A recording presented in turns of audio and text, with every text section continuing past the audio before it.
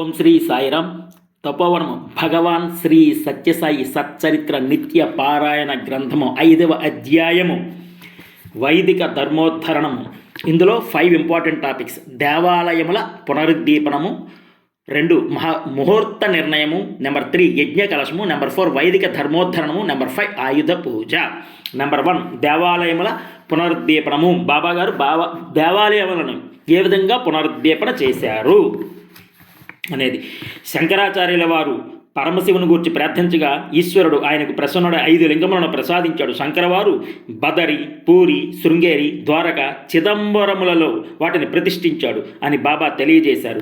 బదరిలో దాదాపు 200 మంది భక్తులు ఆసక్తితో చూస్తుండగా హస్తచాలనంతో బంగారు పల్లెరం అంటే బంగారు పల్లెంలో 1000 రేకులున్న బంగారు పద్మం సృష్టించారు.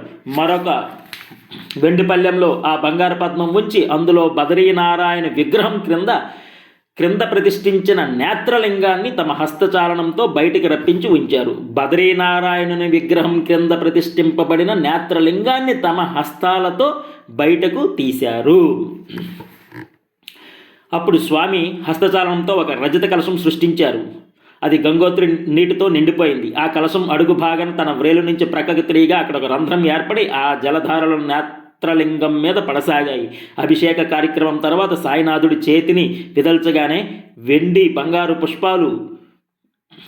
మరియు బంగారు పుష్పాలు ఆ హస్తం నుంచి రాలి లింగానికి పుష్పాభిషేకం జరిగాయి. శివునికి తుమ్మిపూలు ప్రీతి కదా అని అర్చకుడు కోరగా స్వామి మరొక హస్తచాలనం చేసి తుమ్మిపూల రాశిని ప్రత్యక్షపరిచారు. ఆ పూలతో నేత్రలింగాన్ని అలంకరించారు. ఆ విధంగా భగవాన్ బాబా ఆ నేత్రలింగాన్ని శక్తివంతం గావించి తిరిగి యథాస్థానానికి పంపారు. నెంబర్ 2 బదరి అనంతరం పుటపర్తి చేరిన తర్వాత అచ్చట భక్తుల్ని ఉద్దేశించి సాయినాథుడు ప్రసంగిస్తూ, శ్రీమన్నారాయణుడు మీ చెంతనే ఉన్నాడు, మీ సమక్షంలోనే ఉన్నాడు. వారిని దర్శింప ప్రయత్నించకండి. ఎచ్చటనో మీ కన్నులకు కానరాగ విగ్రహ రూపంలో ఉన్న నారాయణుడికే ఎందుకు తపిస్తారు? మీ కనుల ఎదుటనున్న నారాయణ మూర్తిని భక్తి ప్రపత్తులతో సేవించి నిర్మలమైన ఆనందం పొందండి అన్నారు. భగవాన్ బాబా ఆ విధంగా ఆధ్యాత్మిక శక్తిని ఇతోధికం గావించిన మరొక పుణ్యక్షేత్రం కాశీ విశ్వనాథ టెంపుల్, కాశీ విశ్వేశ్వరుని ఆలయం. ఆ పర్యటనలో బాబా వారి తల్లిదండ్రులు బుర్గుల రామకృష్ణారావు గారు మరికొందరు ఉన్నారు. విశ్వేశ్వరలింగాన్ని సందర్శించినప్పుడు బాబా విభూతిని సృష్టించి ఆ లింగానికి 3 వెడల్పాటి గీతలుగా దిద్దారు. ఆ తర్వాత తడి చందనం సృష్టించి విభూతి రేఖల మధ్య గుండ్రంగా దిద్దారు. ఆ తర్వాత 3 వరుసలుగా వజ్రాలతో మెరిసిపోతున్న ఒక గుండ్రని బంగారపు ఆభరణం సృష్టించి ఆ చంద్రాలంకారం మధ్యలో లింగానికి నొక్కి ఉంచారు. అది అంతే అతుక్కుపోయింది. కాశీ విశ్వనాథుడి దివ్య తేజస్సుతో తేజరిల్లాడు. స్వామి జామ్నగర్ రాజమాత అభ్యర్థనపై గుజరాత్లోని సోమనాథ దేవాలయం సందర్శించారు. గజనీ మహమ్మద్ తన దండయాత్రలో ఆ దేవాలయాన్ని అనేక పర్యాయములు ముట్టడించి బంగారు ఆభరణాలు, రత్నరాశులు దోచుకునిపోయి చివరిసారి ఆ శివలింగాన్ని కూడా పెకలించి అడుగున ఉన్న రత్నాలను తీసుకుని వెళ్ళాడు. ఆ తర్వాత భక్తులు ఆ స్థానంలో మరొక రాతి లింగం ప్రతిష్ఠింపజేసి పూజా పునస్కారాలు జరుపుతున్నారు.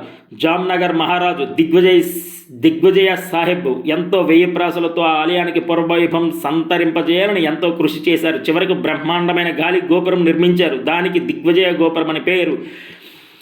భగవాన్ బాబా దానిని ఆవిష్కరించి ఆలయ గర్భగుడి లోపలికి ప్రవేశించి కొన్ని బంగారు బిల్వ పత్రాలు సృష్టించి 4 అడుగుల ఎత్తైన ఆ లింగంపై అభిషేకించారు. ఆ లింగం అడుగు భాగాన జ్యోతిర్లింగం ఉన్నదని చెప్పి సత్యసాయి భగవానుడు ఆ జ్యోతిర్లింగాన్ని తన హస్తాలతో తెప్పించి బయటికి తీసి అందరికీ చూపించారు. అది తేజస్సుతో మిరుమిట్లు గొలుపుతూ ప్రకాశించింది. ఆ జ్యోతిర్లింగాన్ని శక్తివంతం చేసిన తర్వాత భగవాన్ బాబా బదరిలో వలె ఆ లింగాన్ని యథాస్థానంలో పంపకుండా ఇక ఈ ఆలయానికి ఎటువంటి శత్రు పీడ లేదు. అందువల్ల ఈ జ్యోతిర్లింగాన్ని అందరూ పూజించడానికి వీలుగా ఇక్కడే బయటే ఉంచదలచాను అని ఒక వెండి పీఠం సృష్టించి దానిపై అతికించి నిలిపారు. ఆ పర్యటనలో బాబా భక్త బృందంతో కలిసి ద్వారక చేరుకున్నారు. అక్కడ స్వామి కృష్ణుని ఆలయ ప్రాంగణంలో ప్రవేశించి తమ దివ్య పాద స్పర్శతో ఆలయాన్ని పునీతం చేశారు. సాయినాథుడు వేలాది మంది భక్తులుగా అక్కడ దర్శనం ప్రసాదించారు. అనంతరం స్వామి భక్త బృందాన్ని తీసుకుని సముద్ర తీరానికి చేరుకున్నారు. అక్కడ వారందరినీ చుట్టూ కూర్చునమై తన ముందు ఇసుకను ఒక చిన్న కుప్పగా పోసి తన దివ్య హస్తాలను లోపలికి పోనిచ్చి బంగారు కృష్ణ విగ్రహం బయటికి తీశారు. ఆ అద్భుత సన్నివేశం వల్ల ద్వారక ఆలయం ఆధ్యాత్మిక శక్తితో నిండిపోయినట్లు బాబా ప్రకటించారు.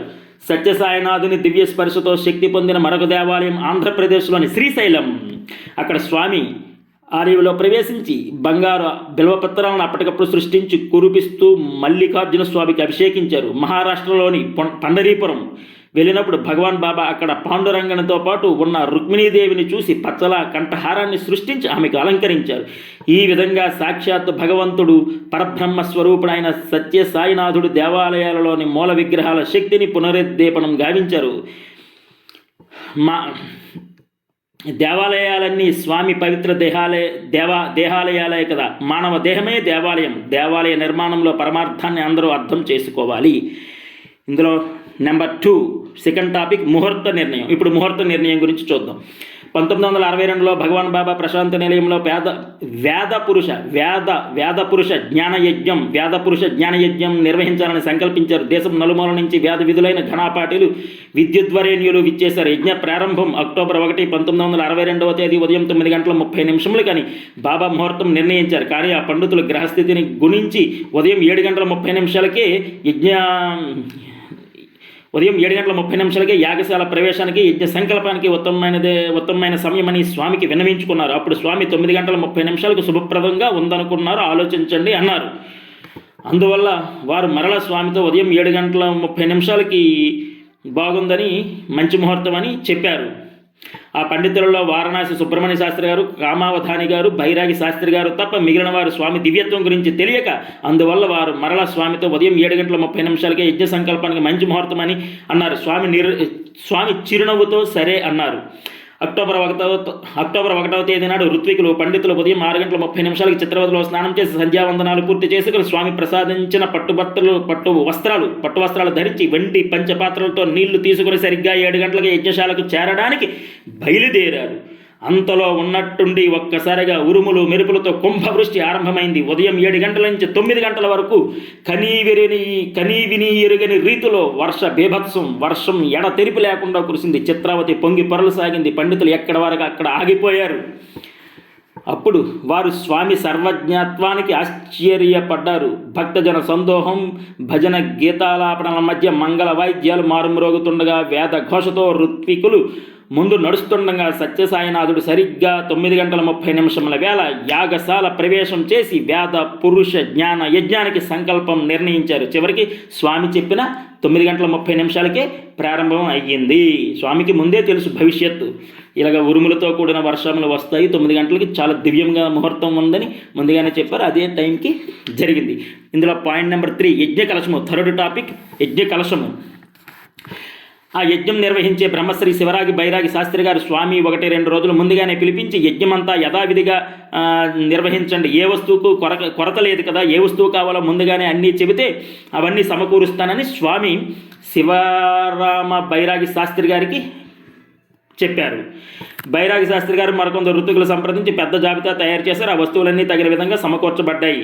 మరొక 5 నిమిషాలలో ప్రశాంతి మందిరం నుంచి స్వామి బయలుదేరుతారనగా అప్పుడు బైరాగి శాస్త్రి గారు తాము అసలైన ముఖ్యమైన యజ్ఞ కలశం జాబితాలో రాయడం మర్చిపోయాము, విషయం గుర్తుకు వచ్చింది. ఆ సమయంలో ఆ విషయం స్వామికి ఎవరు చెప్పడం, ఎలా చెప్పడం అని ఒకటే మొదలుపడ్డారు. చివరకు శివరామ బైరాగి శాస్త్రి గారు ఆ బాధ్యతను వహించి స్వామిని క్షమించమని వేడుకొని యజ్ఞ కలశం విషయం మర్చిపోయామని విన్నవించుకున్నారు. అప్పుడు స్వామి, నేను ముందే చూసుకొని చెప్పమన్నాను కదా, సమయం ఉన్నది 5 నిమిషాలే కదా, సరే అని గదిలోకి వెళ్ళి 3 నిమిషాలలో అద్భుతమైన శిల్ప సంపద ఉట్టి పడుతున్న ఒక వెండి కలశాన్ని తెచ్చి ఇచ్చారు. ఇది సర్వదేవత ప్రతిమలతో లక్షితమైన విరజిల్లుతోంది. ఆ పాత్రను షిరిడీ బాబా అవతార కాలంలో చాంచోలి రాజమందిరంలో ఉంచారు. అది అక్కడ పాత సామానుల గదిలో ఉంది. ఇప్పుడు నేను వెళ్ళి ఆ సామానుల గదిలో వెతికించి తీసుకురావడానికి ఇంత సమయం పట్టింది. ఈ కలశం శాస్త్రసమ్మతంగా ఉంది కదా, ఇక యజ్ఞం ప్రారంభించండి అన్నారు. ఆ పాత్రపై సాయిబాబా అనడానికి గుర్తుగా హిందీలో సా బా అని కూడా అక్షరాలు ఉన్నాయి. ఈ ఘట్టాన్ని కొన్ని సంవత్సరాల తర్వాత ఆడిటోరియంలో బాబా సన్నిధిలో ఓపెన్ చేస్తూ బైరాగి శాస్త్రి గారు తెలియజేశారు. ఇందులో 4th టాపిక్ వైదిక ధర్మోద్ధరణము గురించి చూద్దాం. నా అవతార కార్యక్రమంలో ఒకటి అయిన గో బ్రాహ్మణ వేద పోషణములకు తద్వారా వైదిక ధర్మోద్ధరణలకు పునాదులు వేస్తున్నానని భగవాన్ బాబా ప్రకటించారు. ఆ వేద పురుష సప్తాహ జ్ఞాన యజ్ఞ మహోత్సవంలో భగవాన్ బాబాయ్ వేద పురుషులుగా ఆసీనులయ్యారు. అందులో ఇందులో అనేక పండితులు, అనేక మంది శాస్త్రులు, ఘనాపాటీలు అందరూ పాల్గొన్నారు. పార్థివ శివలింగార్చన, ఇందులో పార్థివ శివలింగార్చన, మంత్రజపము, శ్రీమద్ రామాయణ, భాగవత, దేవీ భాగవత, శ్రీ భాష్యాది పారాయణములు, సూర్య నమస్కారములు, నవగ్రహ జపములు నిర్వహించారు. రుగ్య జుస్సామ వేద పారాయణము వీణుల విందై విరజిల్లింది. అతిరుద్రయాగము నిర్వహించబడింది. ఆ సప్తాహము మహావైభవంతో కన్నుల పండుగగా జరిగింది. ఆనాటి సభలో భగవాన్ బాబా ప్రసంగిస్తూ, ఆత్మస్వరూపులారా, సనాతన ధర్మ సంస్థాపనము చేసి సర్వదేశములకు శాంతి సౌఖ్యములు సమకూర్చడమే నా అవతార ఉద్దేశము. నా సంకల్పానికి తిరుగులేదు. ఎటువంటి వారు నా కార్యమును అడ్డుకోలేరు. ఇది నిజము అని చెప్పారు. కామ సంకల్పంతో యజ్ఞమును ఆచరించడము శ్రేయస్సు కాదని, విశ్వమానవ కళ్యాణం కోసమే జ్ఞాన యజ్ఞము శ్రేష్టమని పూర్వావతారంలో గీతలో చెప్పే ఉన్నాను. యజ్ఞం అంటే త్యాగం అంటే స్వార్థరాహిత్యము. వేదము దేవతలను ఉద్దేశించి యజ్ఞము చేయమని శాసించింది. యజ్ఞాల వల్ల దేవతలు తృప్తులై వర్షములు కురిపిస్తారు. వర్షముల వల్ల సమృద్ధిగా పంటలు పండుతాయి. ఆ పంటల పండటం వలన పుష్కలముగా అన్నము లభిస్తున్నది. అన్నము వలన భూత సంఘాలు జన్మిస్తున్నాయి. కాబట్టి విశ్వ కళ్యాణానికి యజ్ఞం మూలాధారమై ఉన్నది అని చెప్పారు. యజ్ఞము కర్మమును పుట్టింది. కర్మము బ్రహ్మమును పుట్టింది. బ్రహ్మము అక్షర పురుష రూపమై ఉన్నది. ఆ అక్షర స్వరూపమే ప్రణవము. ఆ ప్రణవమే వేదములకు మూలము. కాబట్టి నా స్వరూపమైన యజ్ఞము మానవులకు అనుష్ఠింపదగినదని విధింపబడింది. ఈ యజ్ఞ శిష్టామృతాన్ని ఆరగించిన వారు ఇహమున నిత్య సంతృప్తులై పరమున బ్రహ్మ సాయుధ్యము పొందటం నిస్సంశయము అన్నారు.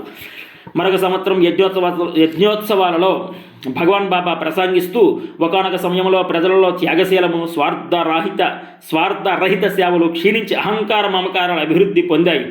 అప్పుడు వేదము కృష్ణ మృగరూపం ధరించి అరణ్యాలలో పరిగెత్తికి వెళ్ళింది. ఎందుకు? అహంకారము వలన. మహర్షులు, వేద పండితులు దానిని అనుసరించి చివరికి ఎంతో ప్రయత్నించి దాని చర్మమును మాత్రమే తీసుకువచ్చారు. ఈ సంఘటనను పురస్కరించుకొని ఈనాడు కూడా వేద విహిత యజ్ఞాలు ఆచరించే సమయంలో ఋత్వీకులు కృష్ణ మృగ చర్మం ధరించి ఆ జింక చర్మంపై ఆసీనులై అగ్నిదేవుని ఆరాధన చేస్తున్నారు. బాహ్య దృష్టికి అది చర్మము, అయితే యజ్ఞ దృష్టికి అది శర్మము. అంటే శర్మం అంటే ఆనందము, సుఖము అని అర్థము. యజ్ఞంలో పాల్గొనేవారు ఆనందించి లోకానికి అంతటికీ ఆనందాన్ని అందిస్తారు. ప్రశాంతి నిలయంలో ఆచరించబడే యజ్ఞానికి ఫలత్యాగ స్వరూపమైన ఆనందమే గమ్యము. ఈ క్రతువు ఒక వ్యక్తి నిమిత్తము కాదు, ఒక దేశమునకు సంబంధించినది కాదు. ఇది విశ్వ కళ్యాణము ఆశించి జరపబడుతున్నదని పలికారు. యజ్ఞ పరిసమాప్తి అనంతరం పూర్ణాహుతి రోజున ఆ పవిత్ర యజ్ఞ జలాలను స్వామి స్వయంగా వేలాది మంది భక్తులపై చల్లి పునీతులను చేస్తుంటారు. నెక్స్ట్ 5th టాపిక్, ఆయుధ పూజ.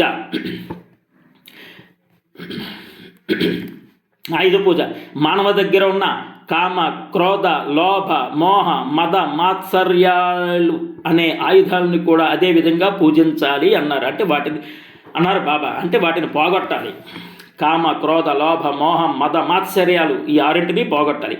అది ఏ విధంగా? వాటిని భగవంతుని వైపుకు మరలించడమే వాటిని పూజించడం. ఆ ప్రభువు వైపుకు త్రిప్పేసరికి ఆ దుర్గుణాలన్నీ సుగుణాలుగా మారిపోతాయి అని చెప్పారు. కామము అంటే తీవ్రమైన కోరిక. దానిని భగవంతుని వైపు త్రిప్పితే అప్పుడు కామము కాంక్షగా మారిపోవును. క్రోధము అంటే కోపం. ఆ క్రోధమును భగవంతుని వైపు త్రిప్పితే ఆ క్రోధం పట్టుదలగా మారిపోవును. లోభము అంటే పిసినారితనము. ఆ లోభాన్ని భగవంతుని వైపు త్రిప్పితే ఆ లోభము ఆర్తిగా మారిపోవును. మోహము అంటే వివేకం. ఆ మోహాన్ని భగవంతుని వైపు త్రిప్పితే అది మూఢ భక్తిగా మారిపోవును. మదము అంటే గర్వము. దాన్ని భగవంతుని వైపు పోనివ్వు. మదము విశ్వాసముగా మారిపోవును. మాత్సర్యము అంటే అసూయ. దానిని పరమాత్మని వైపు ప్రసరింపజేయి. నా స్వామి, నా ప్రభువు వేరొకరి వాడితో ఉన్నారే, నాకు దూరం అవుతున్నారే అని ఆరాటము పడిపోవడం వల్ల మాత్సర్యము తపనగా మారిపోవును. ఎగ్జాంపుల్, సర్కస్లో సింహాలు వాటి మాస్టర్ చెప్పినట్లుగా వింటాయి. అలాగే ఈ అరిషడ్ వర్గాల్ని కూడా భగవంతుని వైపు త్రిప్పితే సాత్వికంగా మారిపోతాయి, సుగుణాలుగా మారిపోతాయి, దుర్గుణాలు సుగుణాలుగా మారిపోతాయి. అదే ఆయుధ పూజ అంటే అన్నారు భగవాన్ బాబా. 5th చాప్టర్ వైదిక ధర్మోద్ధరణము completed successfully. Love all, serve all, help ever, hurt never. లోకా సమస్త సుఖినో భవంతు. ఓం శ్రీ సత్యసాయి పరబ్రహ్మణే నమః. ఓం శాంతి శాంతి శాంతి. Thank you.